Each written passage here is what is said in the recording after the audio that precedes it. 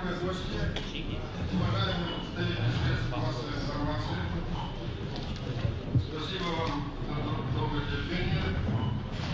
Мы сегодня целый день с 10 часов до сегодняшнего времени, до этого часа, работали, прежде всего над вопросами подписания договора об экономическом сообществе в рамках Бывшего Союза Республик и рассмотрели очень серьезные вопросы и главного построения полностью времени. На нашей алматинской встрече присутствовали представители 13 республик, за исключением Литвы и Эстонии. 8 республики представлены президентами и председателями Верховного Совета. 7 республик, в том числе совмещенные с руководителями правительства этих республик. И Грузия представлена министром республики господином Шпильцем. В таком составе мы работали. Группа, которая разрабатывала проект этого договора экономического во главе с Григорием Явлинским и комитет, который работает во главе с Иваном Степановичем Силаевым, вместе с нашими полномочными представителями последние почти месяц работали над проектом этого договора. В ходе работы полномочные представители всех республик само качество этого договора ухудшилось, но можно сказать, что в состоянии, когда оно было даже и неприемлемо.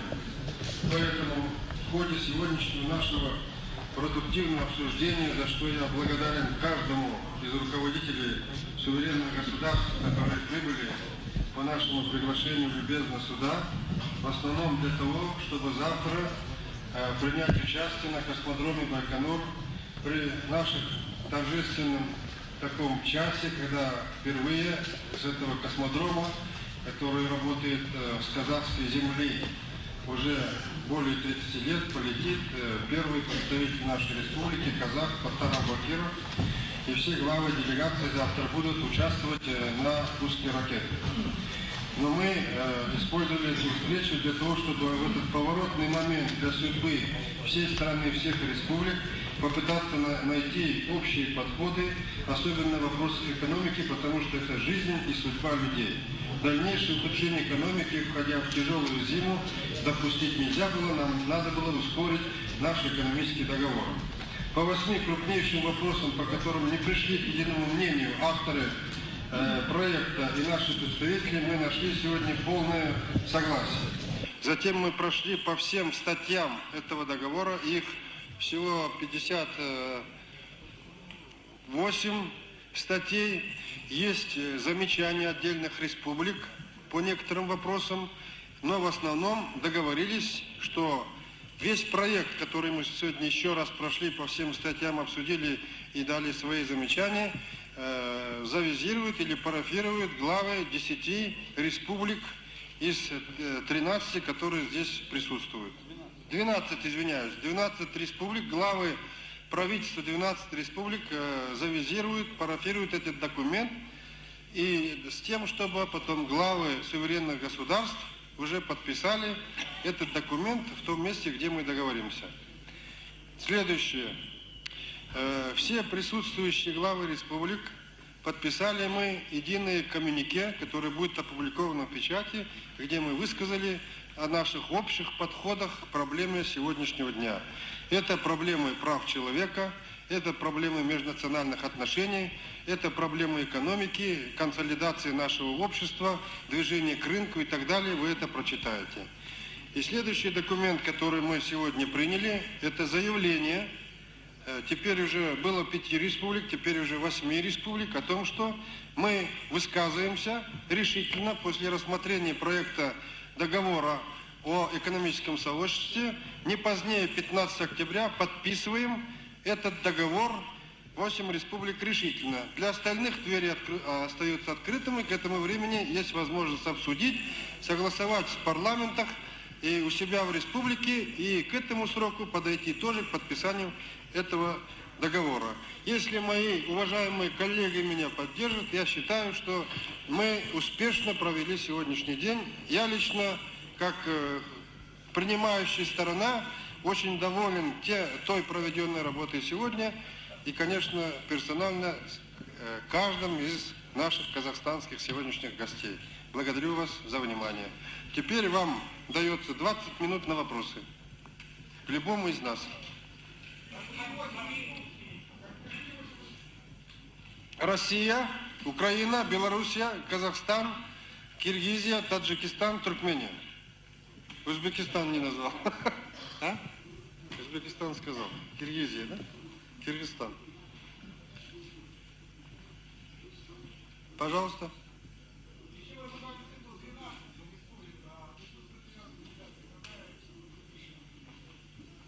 Поднимает руку господин Гудманис. Латвия. Но у нас есть в этом договоре, который вы потом, конечно, прочитаете, возможность различного участия в экономическом союзе республик. Допустим, ассоциированный член может быть, или по-другому как-то. Если мы этот договор сделаем таким образом, чтобы были открыты двери для различного участия, так как хотят республики, думаю, что республики Прибалтики тоже будут с нами в экономике и будем сотрудничать, как во всем мире принято между государствами. Какой пункт вызвал наибольшие споры? Это к Ивану Степановичу вопрос? Да. Пожалуйста. Договор еще не подписан. На сегодняшний день указом президента Михаила Сергеевича Горбачева назначен Иван Степанович Силаев. После подписания договора будет применена та процедура, которая предусматривается договором. В документе, в этом проекте записывается, что выдвигается председатель Межреспубликанского экономического комитета, председателями Совета министров и премьер-министров стран-участниц этого соглашения, а утверждают высшие руководители республик, участвующих в этом экономическом соглашении.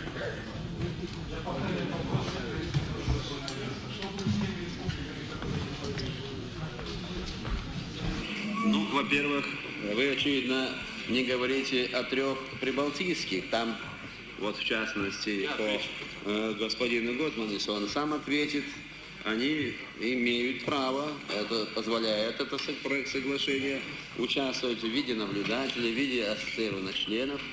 Что касается остальных, ну, практически все остальные изъявили намерение подписать такое соглашение. Я добавлю со своей стороны, я думаю, я могу говорить только со стороны председателя самой Латвии, что мы сейчас добиваемся членства ассоциированного члена ЕС в экономическом сообществе Европы ввиду нашего статуса. Я думаю, что мы, во-первых, будем работать, чтобы смогли заключить взаимовыгодные договоры со всеми уважаемыми мною республиками. Да. И в том числе, я думаю, что мы найдем особую форму заключение договора с вновь созданным сообществом, которое, я думаю, будет создано в ближайшее время. Да. Пожалуйста. Еще у кого? Пожалуйста. Скажите, пожалуйста, когда это сообщество будет реально существовать? Сколько республики нужны одобрение парламента? Когда будет совершены эти экономические соглашения по практическим пунктам? Спасибо. Ну, хорошо. Во-первых, здесь уже было сказано о том, какое количество республик намерены принять участие в этом экономическом соглашении, в экономическом сообществе. Это все 12 республик, позвольте я. Так что вы слышали, что 8 республик уже определили дату подписания этого соглашения, этого договора о экономическом сообществе до 15-го ноября. Это может быть. Остальные республики, они подтвердили, значит, остальные не 4, что они тоже подпишут, но им, очевидно, потребуется большее количество времени для дополнительного обсуждения и для согласования с их парламентами, и они оставили за собой, очевидно, более поздний срок. это вообще вполне нормально. Здесь нет каких-то подталкиваний и принуждений. С точки зрения взаимодействия с парламентами, мы считаем, что здесь должна быть применена известная классическая формула. Главы государств подписывают те или иные соглашения, а потом выносят их на парламенты на ратификацию. Мы представляем, и здесь это вполне подходящая форма. Но, в общем-то, все это на усмотрение самих республик. Какую форму они сочтут согласование с парламентами своих республик, какую форму они и... Спасибо. Я хотел бы несколько дополнить выступление Ивана Степановича. Не совсем точно сказал, как мне кажется, он. Республики, которые подписали заявление, прежде всего считают своей обязанностью и выразили готовность подписать между собой многостороннее соглашение, поскольку проблема с подписанием союзного, экономического соглашения по известным вам причинам затягивается, эти республики изъявили решимость подписать двухстороннее соглашение до 15 октября. Это существенный раз. Многостороннее. Многостороннее. Так что, пожалуйста.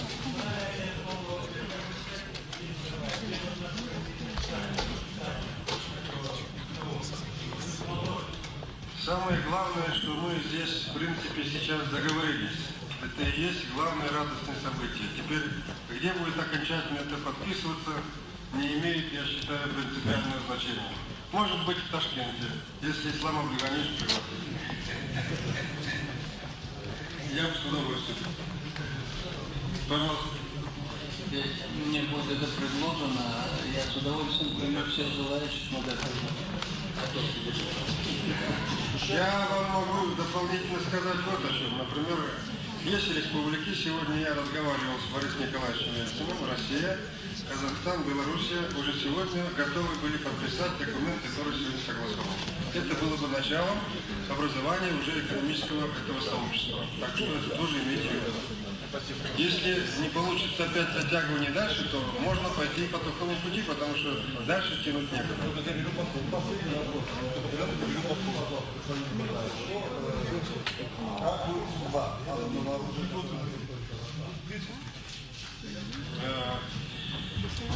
Во-первых, с Семипалатинским ядерным полигоном, который работает 43 года, президентом Казахстана, указом президента Казахстана он закрыт и будет конвертироваться в сторону создания научно-технического комплекса. Это однозначно, это воля народа. Второе, речь идет о ядерно-ракетном потенциале, который имеется в нескольких республиках. Современные установки стоят в Казахстане, они никуда не будут перебазированы, будут стоять здесь. Согласно экономического соглашения, будут управляться единой армией, единым центром стратегического вооружения страны. Пожалуйста.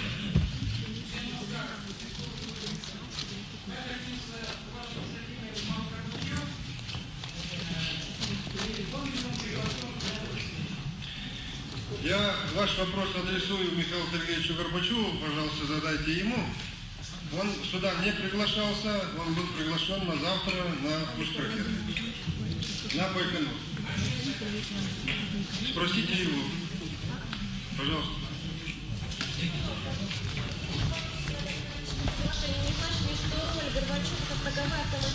Я передаю ответ моему другу, премьеру Беларуси Кевичу.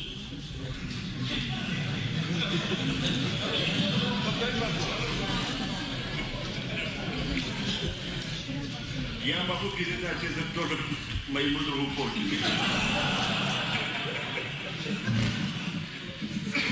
Будьте любезны, на этом баскетбол заканчивается. Говорите, вопрос ваш, я отвечу. Извините.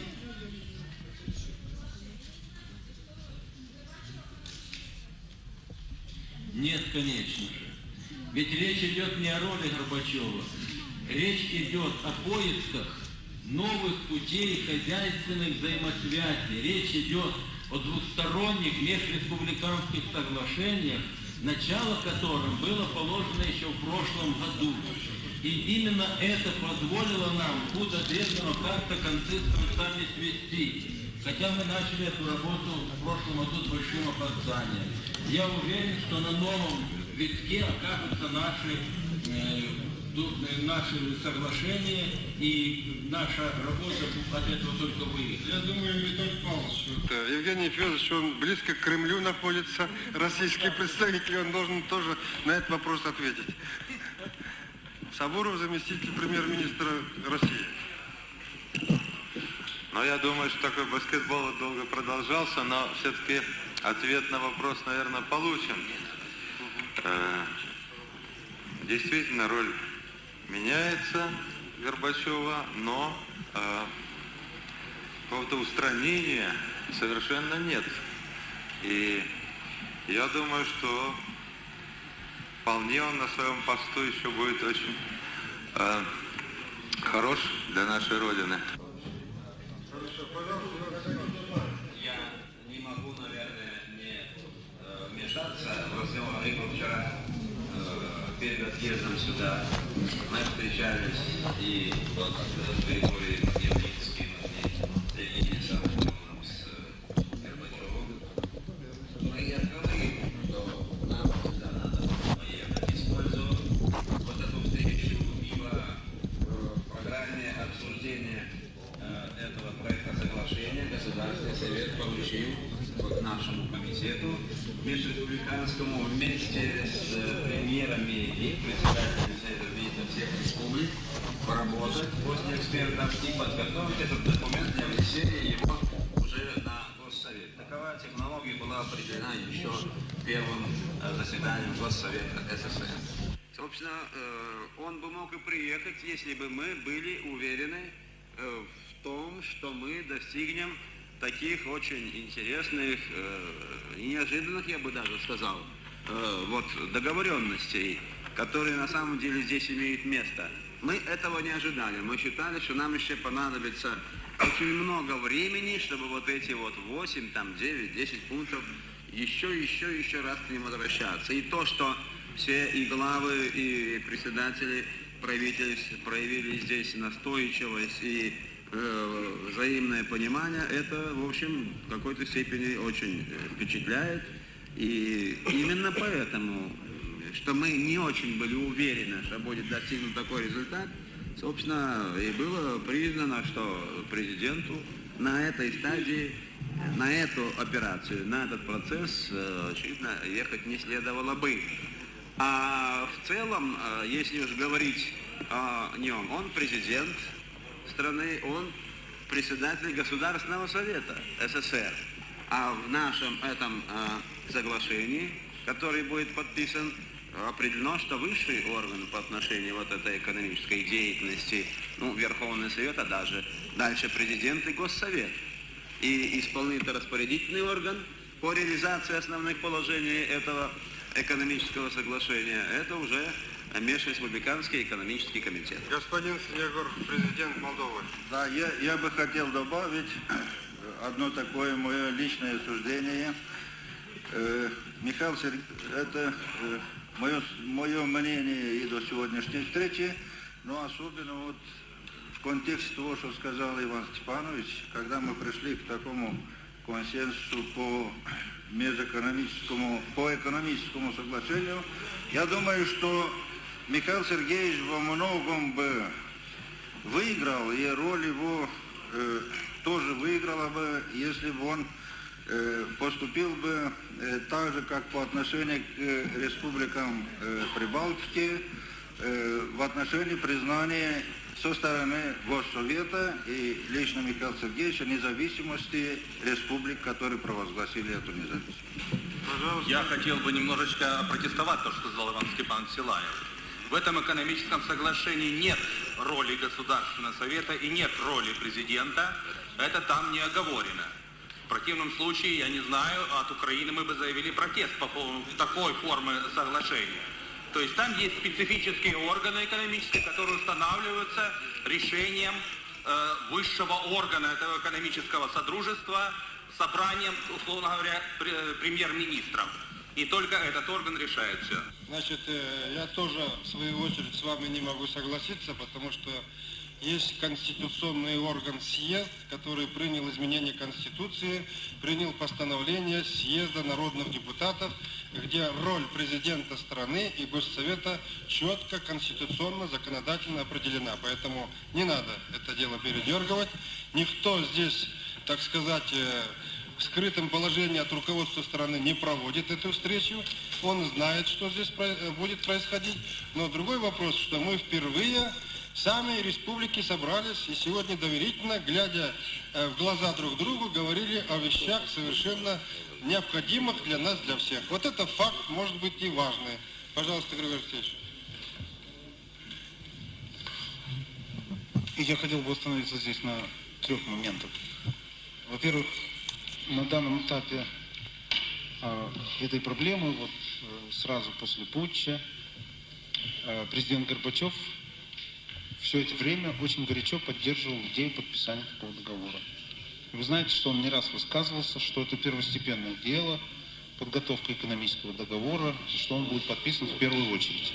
Я думаю, что именно в этом его роль в данном случае.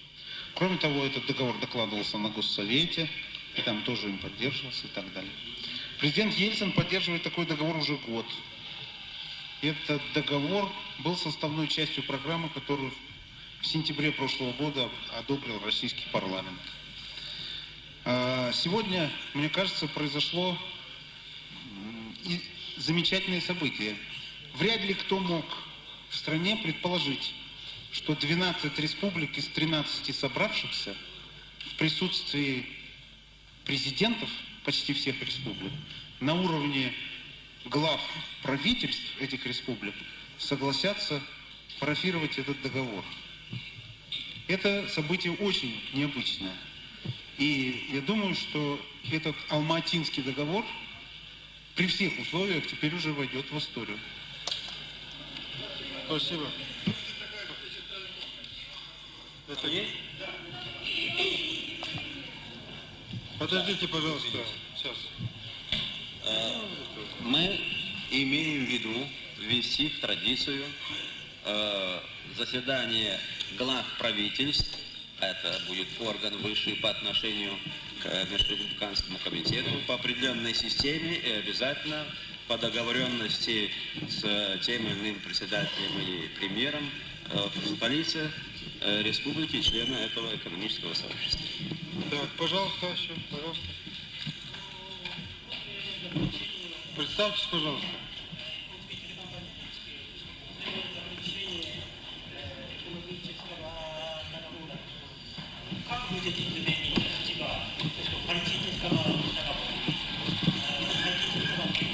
Я передаю слово моему другу Аяз Ниязовичу, поэтому...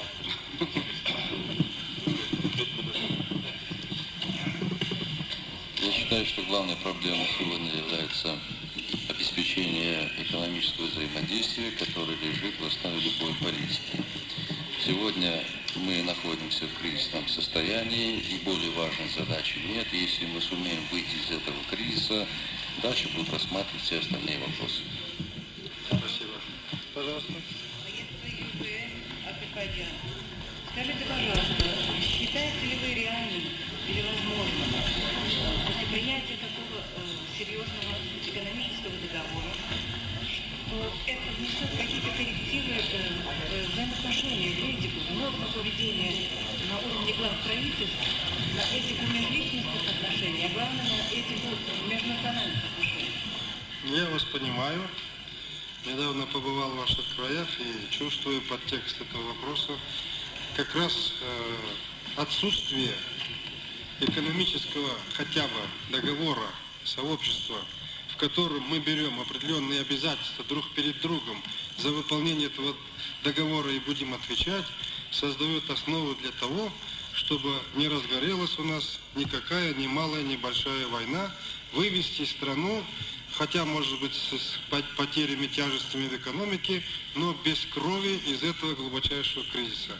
Само то, что мы подпишем такое соглашение и выйдем на него, создает основу и создает такой микроклимат, который необходим для всей нашей страны. Ислам Афганевич, вы хотели добавить? Я с этим согласен, но я хотел на другое еще обратить внимание и заодно ответить на два вопроса. Дело в том, что сегодня плодотворная работа, на мой взгляд, состоялась только потому, что с самого начала мы договорились меньше обращать внимание на разные идеологические, политические, так сказать, противоречия или до сих пор недоговоренности. С самого начала договорились, что будем только заниматься вопросами экономическими, и где идеологизация уже сегодня за этим столом состоялась. Поэтому я считаю, это одно из главных условий конструктивной и плодотворной работы. И второе. Вот на ваш вопрос я хотел бы ответить то, что Нурсултан Абишевич сказал, это очень правильно. Чем больше будет условий для того, чтобы мы занимались чисто экономическим взаимодействием, тем больше будем мы приближаться друг к другу и приближать наши позиции. И если мы на этом уровне начнем уже работать, я убежден, что многие вопросы, которые сегодня у нас созданы в наших взаимоотношениях искусственно, они сами по себе начнут отмирать. Спасибо. Председатель Верховного Совета Кыргызстана, товарищ Черемкулов. Я хотел бы поддержать то, что здесь сказали президенты Узбекистана и Казахстана. Мы тоже считаем, что то, что сегодня в Алмате за круглым столом оказались делегации двух суверенных государств Армении и Азербайджана, нас очень и очень радует. Мы присоединяемся к тому, той большой работе, которую проделали товарищи Назарбаев и Ельцин. Надеемся, что это дело, в общем-то, будет послужит дальнейшему, так сказать, дальнейшей стабилизации обстановки не только между Азербайджаном и Арменией, но и во всех регионах. Мы хотели бы, чтобы межнациональные отношения не осложнялись. Товарищ Хайоев, вице-президент Таджикистана.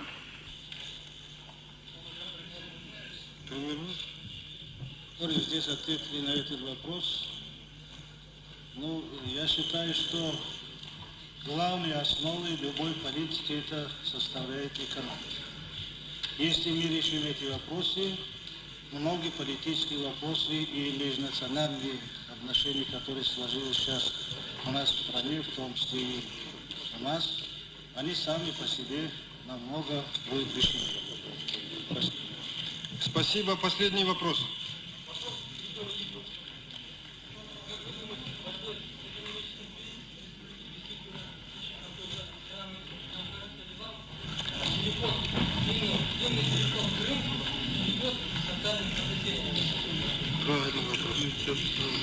Ну,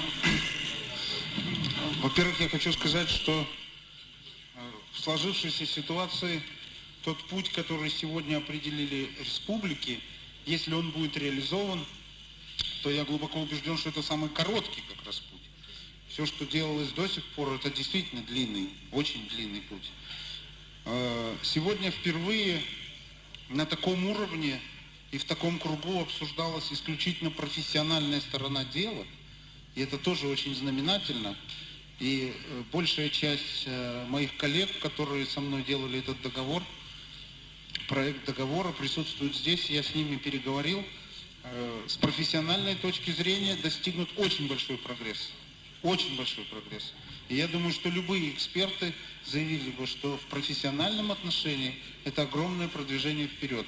Вопрос теперь за тем, удастся ли все это реализовать. Спасибо. У меня есть письменных. Сегодня, товарищи, произошло знаменательное событие. Собрались руководители 12 республик в Алмата по любезному приглашению президента Казахстана Нурсултана Абишевича. Мы сегодня очень плодотворно поработали. Об этом очень четко сказал президент Узбекистана Ташкаримов. Мы впервые сегодня, так вот, если положа руку на сердце, скажем, отошли от политических вопросов. Вы знаете, что последние годы наша страна была сильно политизирована. Везде, на всех митингах, собраниях и так далее, речь шла только о политике. И мы забыли про экономику. Фактически же экономические вопросы решают жизнедеятельность нашей страны. Поэтому я думаю, что наше сегодняшнее совещание должно нести заметный вклад в развитие экономики нашей страны. повышения благосостояния народов нашей страны. И я думаю, что если мы эти вопросы экономически поднимем, то и политические вопросы сами собой потянутся за развитием экономики, и мы добьемся определенных успехов. Спасибо. Только не 12, а 13 республик. А вот телеграмма от 14 республики, я должен ее зачитать. Правительственная Алмата, Казахстан, Назарбаев. Глубоко уважаемый Нурсултан Абишевич, старт казахских космонавтов – это событие в жизни не только казахского народа и вашей республики. Это добрый знак того, что суверенитет Казахстана стал реальностью, что процесс демократических преобразований продолжается, а в этом заинтересованы все страны и народы. От имени Эстонской республики и ее народа я горячо и искренне поздравляю вас и народ Казахстана со знаменательным событием, еще более знаменательными процессами, ведущими к новым, более справедливым, выгодным отношениям между государствами.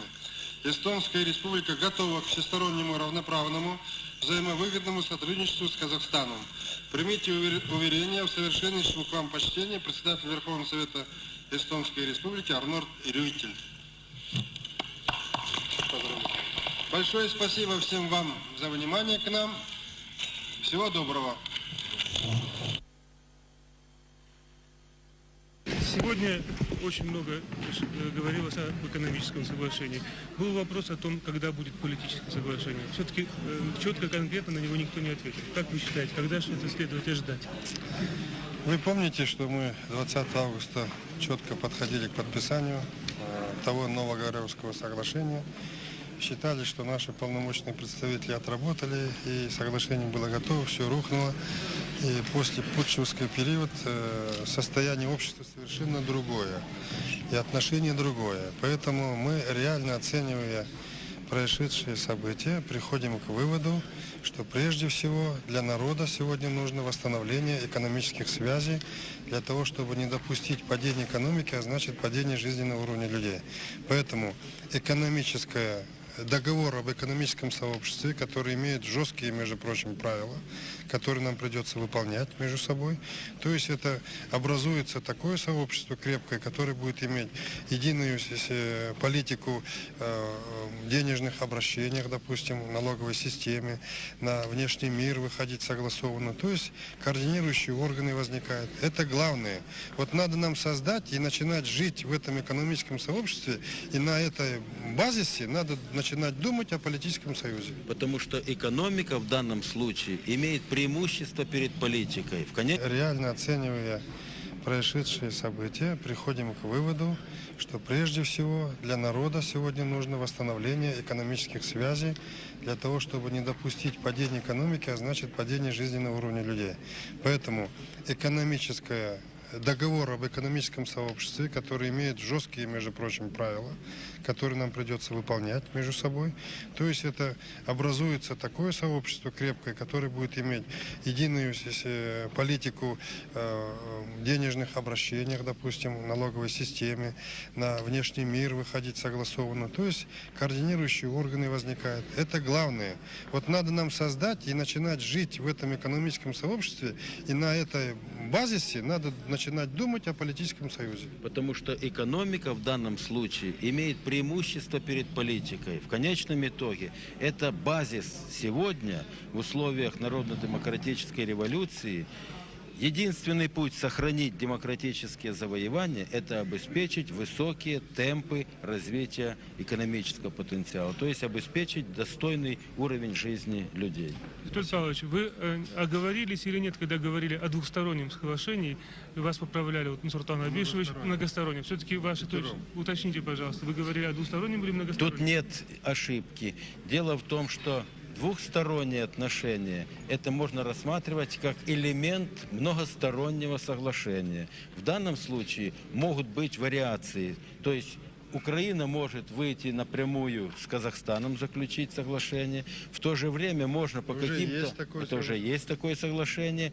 И по отдельным материальным балансам может быть, скажем, 2-, 3-, 4-стороннее соглашение, когда поставки сырья, ресурсов, материалов, оборудования проходят по сквозным балансам. То есть это один из элементов, который можно и так понимать. Есть ли проблемы между Казахстаном и Украиной?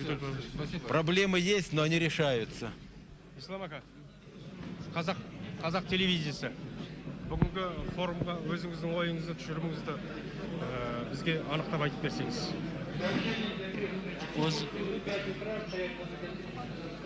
O'zingiz hozir hamma narsani eshitdingiz. Bizlarning fikrimiz shundayki, kutmagan narsalar bo'ldi. Bizlar Olmaotaga birinchi marta kelayotganimiz yo'q.